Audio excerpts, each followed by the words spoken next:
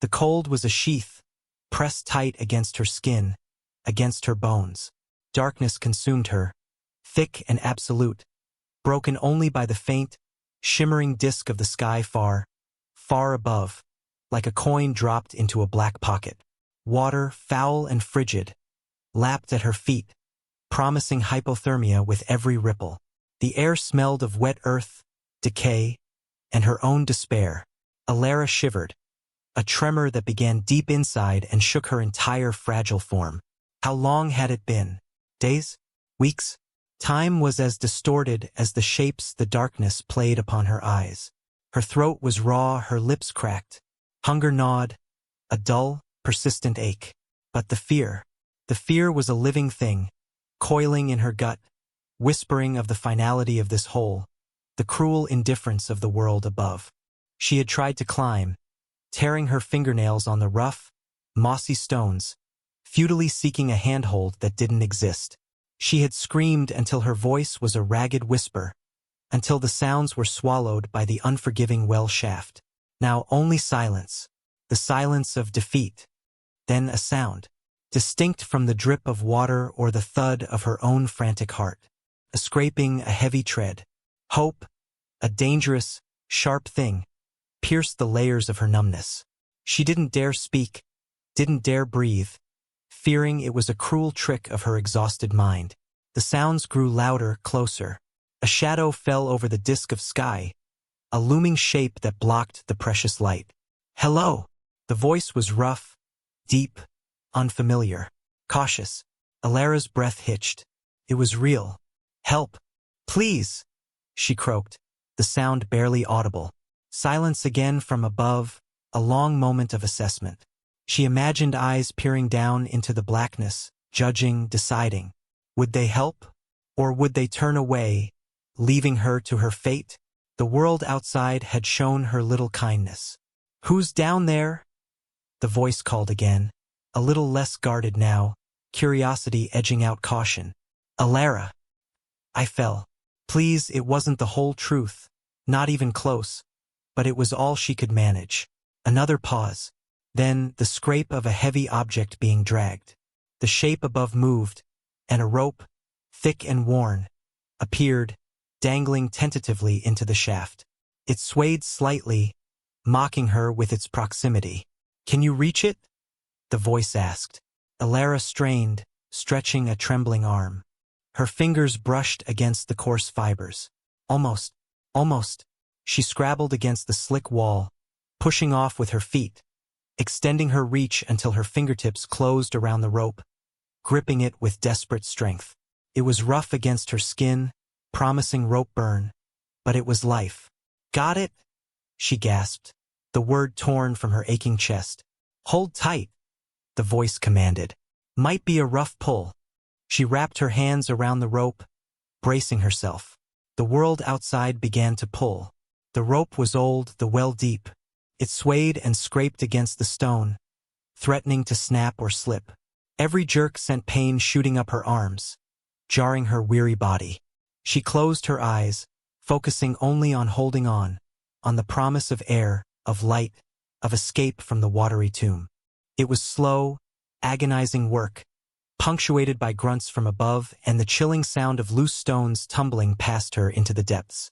The ascent felt endless, a physical manifestation of her struggle against the darkness that sought to claim her. But with each foot gained, the distant disk of sky grew larger, brighter. Hope spurred her on, a desperate, clawing need for survival. The rim of the well was a glorious circle of light. Alara squinted against the sudden brightness, her eyes unused to anything but gloom.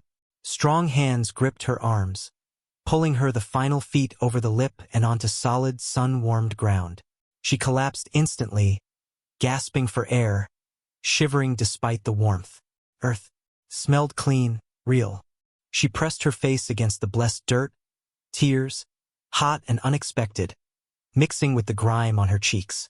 She lay there for a long moment, simply existing, feeling the sun on her back, the solid ground beneath her, the immense relief washing over her, leaving her weak and trembling.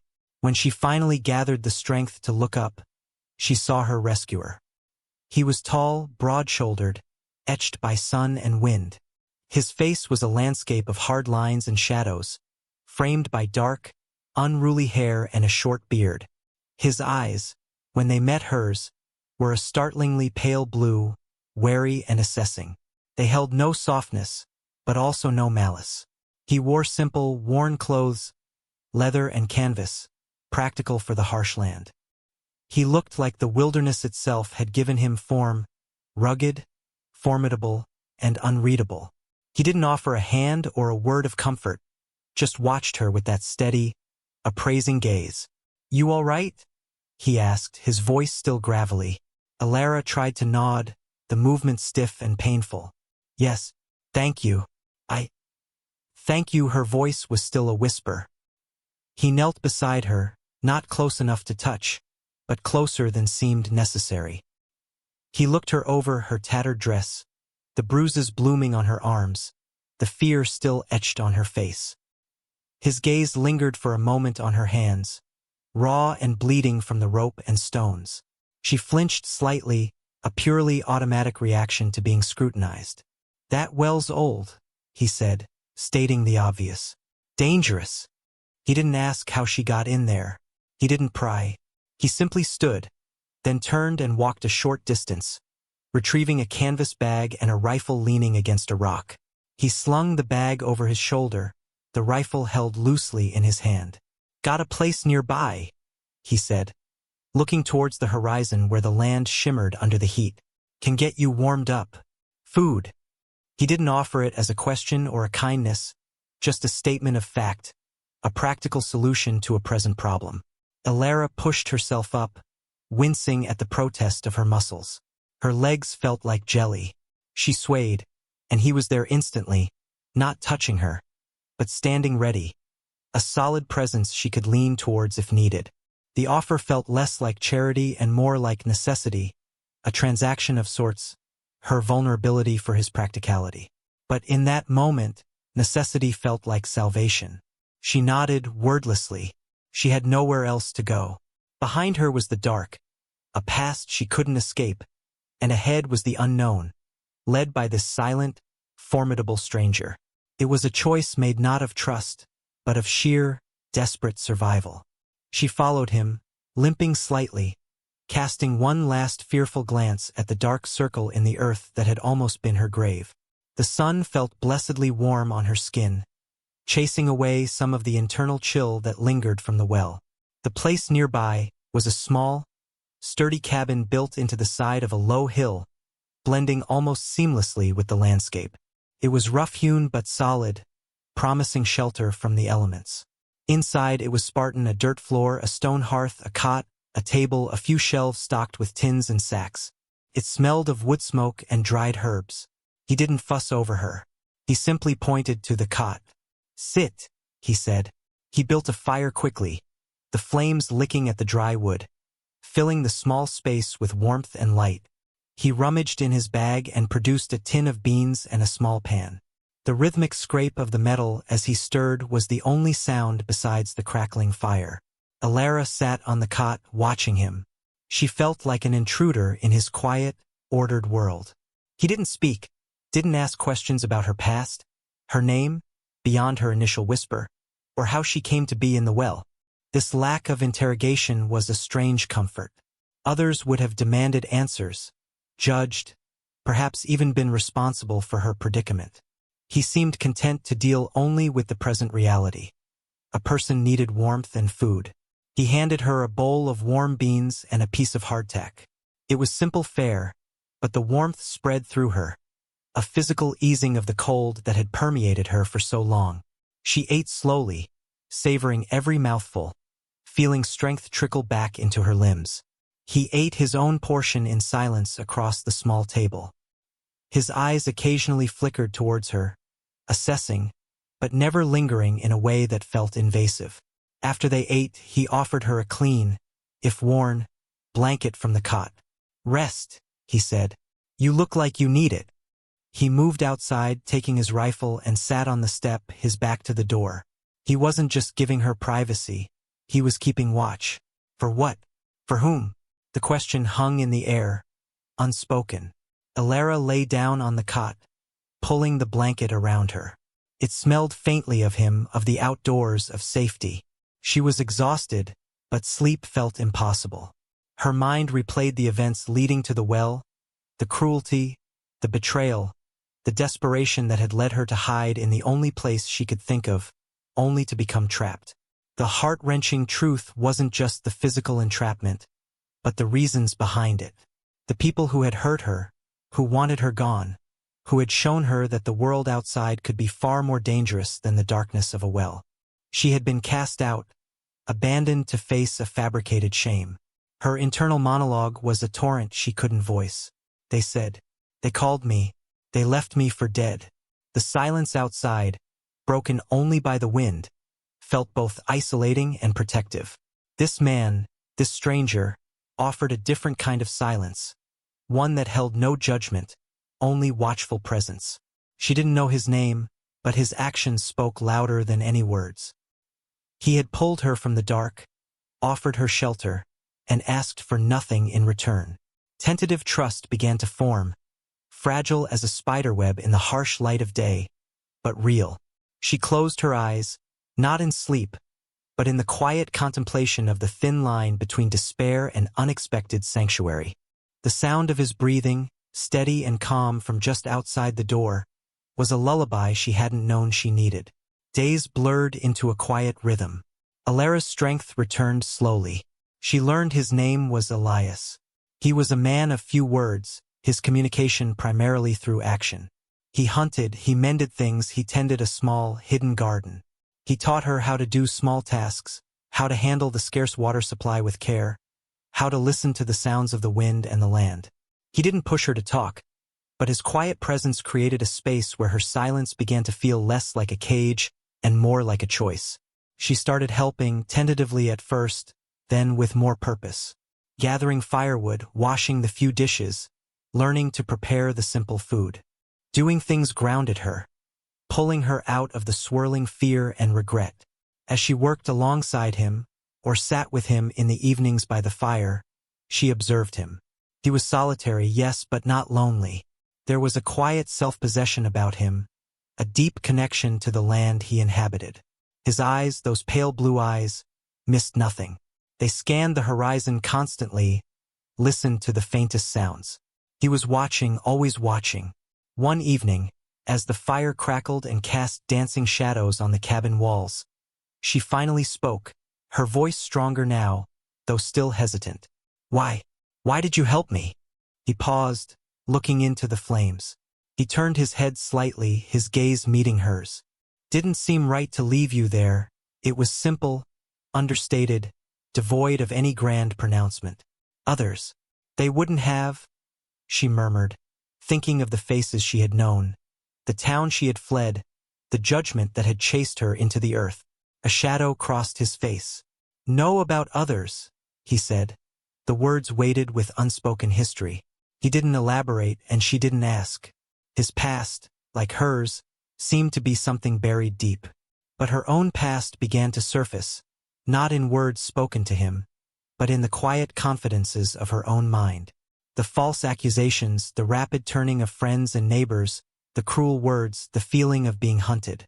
The fear had been so overwhelming she had sought refuge in the most desperate of places, hoping to wait out the storm, only to become trapped by the very act of hiding. The heart-wrenching part wasn't just the well, but the societal cruelty that had driven her to it. Elias didn't need the full story. He seemed to understand the essence of it, the harshness of the world and the precariousness of innocence. Her vulnerability began to transform into a quiet determination. She hadn't survived the well, hadn't been pulled out by this silent man, just to crumble. She would rebuild here in this small, unlikely sanctuary. She started noticing things too, the way the wind changed direction, the call of certain birds, the tracks of animals.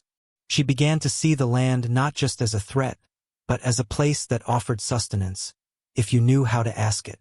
Then, the sound they had both been listening for, the sound Elias's vigilance had been anticipating, arrived. Hoofbeats. Several horses moving fast. Closer than they should be. Elias stiffened, his hand going instinctively to his rifle. His pale eyes narrowed, fixed on the direction of the sound. The quiet peace of the cabin shattered, replaced by a sudden, sharp tension. The past had caught up. Elias moved with practiced speed. He doused the fire, plunging the cabin back into near darkness. "Stay low," he murmured, his voice tight. He slipped out the door, melting into the shadows beside the cabin wall, rifle raised. Alara's heart hammered against her ribs. The sounds grew louder, shouting, the jingle of harness, the crunch of boots on stone. They were close, too close. Peering through a crack in the wall, Alara saw them. 3 men, silhouetted against the faint moonlight, approaching the cabin cautiously. They were the kind of men she knew, the kind she had run from, rough, armed, carrying an air of cruel authority. One of them called out, a name she recognized, a name that twisted in her gut. "Alara, we know you're out here, hiding like the lying tramp you are." The words were like stones, hitting her with brutal force. The old fear, the old shame, threatened to suffocate her. This was the heart-wrenching reality. They wouldn't let her simply disappear. Her survival was an inconvenience, a potential threat to their lives. Elias remained silent, a statue carved from the night. He waited, letting them reveal themselves. The men spread out, circling the cabin. Another voice, harsher, colder. "She's with him, ain't she?" That hermit freak they knew. Or they suspected. The tension was unbearable. Alara gripped the edge of the cot, her knuckles white. She was the target.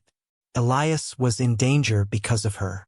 She wanted to scream, to tell them to leave him out of it, but she knew it would only draw their fire. One of the men kicked the cabin door. It held. "Open up," he snarled. Then a single shot. Sharp, deafening in the quiet night. A cry of pain. Elias had fired. The element of surprise was his. Chaos erupted. Shouting, scrambling, the thud of a body hitting the ground. Another shot from the attacking party, hitting the cabin wall with a splintering crash. Elias moved, drawing their fire, luring them away from the cabin's weak door. More shots rang out, echoing in the night. Alara crawled to a different crack, trying to see. She saw flashes of light, movement in the shadows. Elias was a phantom, using the terrain he knew intimately to his advantage. There was a brief, brutal struggle she couldn't fully see, heavy grunts and muffled curses. Then silence again. A silence colder, more absolute than the well. After what felt like an eternity, Elias reappeared at the door, silhouetted against the pale light. He was breathing heavily, a dark stain visible on his arm. He didn't say anything, just motioned her outside with his head. She stumbled out, her legs still unsteady from fear. The 3 men lay still on the ground, no longer a threat. The air was thick with the smell of gunpowder and something metallic, blood. Elias knelt beside one of them, quickly going through his pockets. He found a worn piece of paper. He read it in the faint light, then handed it to her. It was a wanted poster. Her name, a crude drawing, and the accusation: theft. Below it, a reward. It wasn't the full, complex truth of her situation, but a simplified, damning lie designed to justify hunting her down, and to silence her. The heart-wrenching truth was how easily lives could be destroyed by lies and the simple desire to protect them with violence. Elias stood, tearing the paper into small pieces and scattering them on the wind. "They won't be a problem again," he said, his voice flat. He looked at his arm, the wound superficial but bleeding freely. Alara, finding a strength she didn't know she possessed, ripped a strip from her tattered dress. "Let me see," she said, moving towards him. He hesitated for a fraction of a second, unused to being tended to, but he lowered his arm. She carefully cleaned the wound with water from his canteen and bound it tightly. Her hands were steady. The fear was still there, but it was overlaid with a new, hard layer of resolve. She had faced the worst twice, and she had survived. As she worked, his gaze met hers. In the pale pre-dawn light, his pale blue eyes held a flicker of something she hadn't seen before: acknowledgement, perhaps even respect. The shared danger, the brutal necessity of their actions, had forged a bond stronger than words. They didn't speak of what happened. They didn't need to. The world outside remained harsh, filled with people who would judge them, hunt them, misunderstand them. They were two outcasts, bound by circumstance and survival. As the sun began to paint the sky with tentative color, they stood side by side, looking out at the vast, indifferent landscape. Elara was no longer the trapped, despairing girl from the well. The darkness hadn't broken her. It had hardened her, revealing a core of resilience she hadn't known she possessed. Elias had not just rescued her. He had offered her a path back to herself, a chance to rebuild. The future was uncertain, fraught with potential dangers, but she would face it not alone, but with this quiet, capable man by her side. Their partnership was forged in darkness, built on shared hardship and unspoken understanding. It was a quiet hope, a resilient beginning in a world that had tried to bury them both. They turned from the cabin, leaving the past behind, and walked together towards the rising sun, two figures against the vast, open land.